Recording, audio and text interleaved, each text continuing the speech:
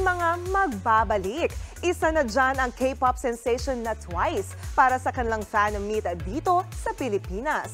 Pati ang P-pop kings na SB19, balik concert na rin abroad. Sa anunsyo ng sarili nilang kumpanyang 1Z Entertainment, itutuloy na sa April 24 ang pagtatag World Tour ng SB19 sa The Agenda Dubai Media City.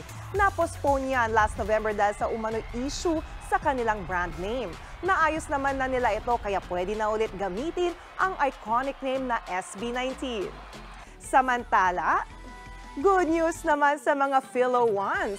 Babalik dito sa bansa ang TWICE para sa kanilang fan meet. Bukas pa malalaman ang detalye kung kailan at saan ang venue nito. Last September lang nang huling mag-concert dito sa bansa ang TWICE. 와이나미 안녕하세요, 트와이스입니다. 마할나미 까요. 네, 저희가 여러분들을 첫 번째 오이시 트와이스 팬미팅에 초대합니다.